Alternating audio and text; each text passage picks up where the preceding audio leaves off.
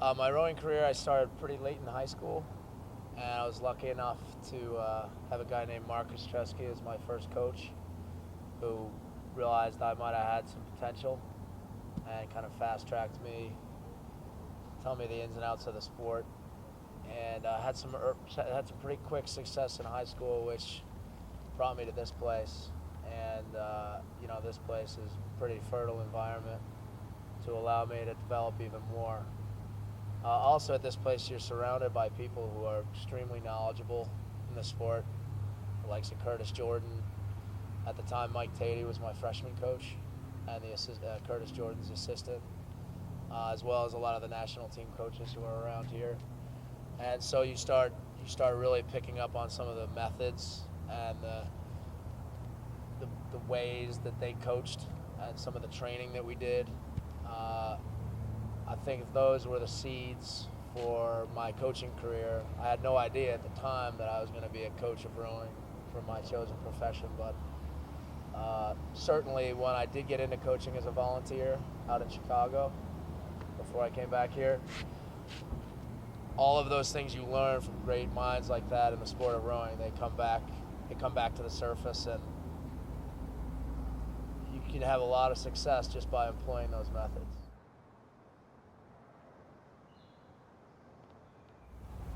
I learned that rowing is definitely a sport that is extremely difficult, and it's not only hard in terms of what you have to do day in, day out training.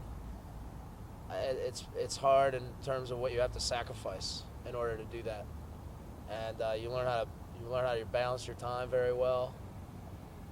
You learn how to stay clean in terms of kind of some of your social activities. Take care of yourself, and mostly, you learn how to try to be excellent every day, and unfortunately, sometimes you learn how to fail in making national teams. And I was fortunate enough to make a few. That's great when you make the team, but I also didn't make several as well.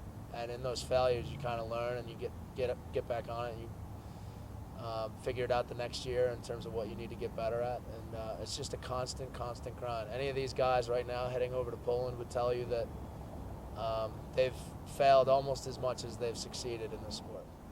There are a lot of advantages to rowing at Princeton. The number one advantage, I think, is the natural resource of Lake Carnegie.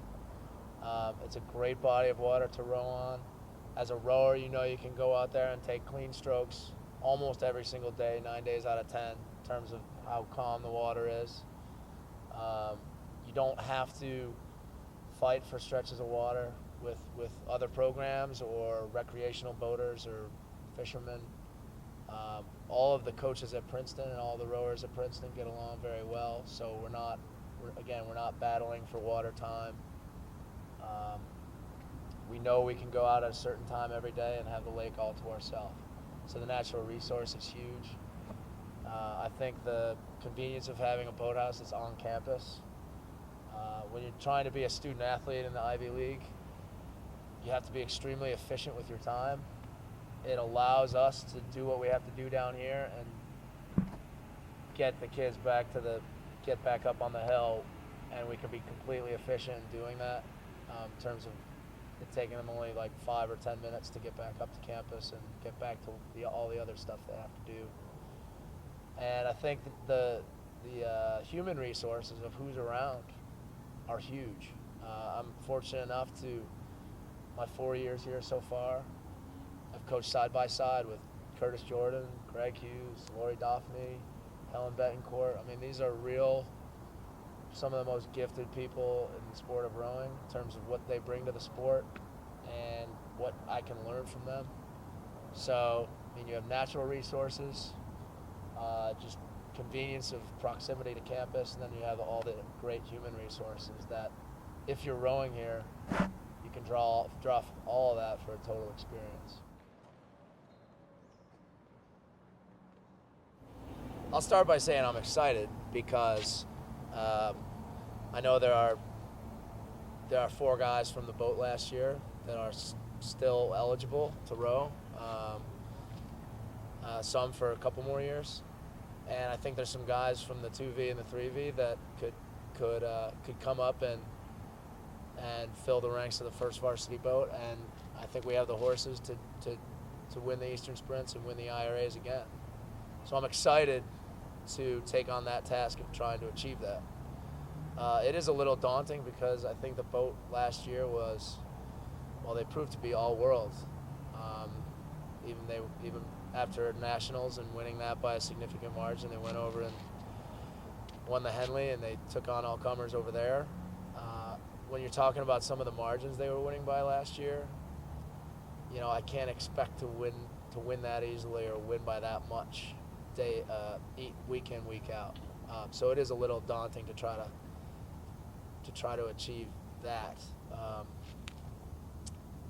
Last year I watched that boat. We get to race them every Wednesday. That's the way we do things here. We lined up against that first varsity 8 every Wednesday.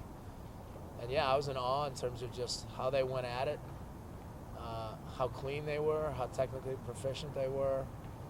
And what I saw was a crew full of guys, especially 4 seniors, that had learned a lot from some previous failures that they had, especially the last couple of years. They had some success, but I think they also had some pretty major letdowns. And I saw a crew that just was not going to let that happen last year.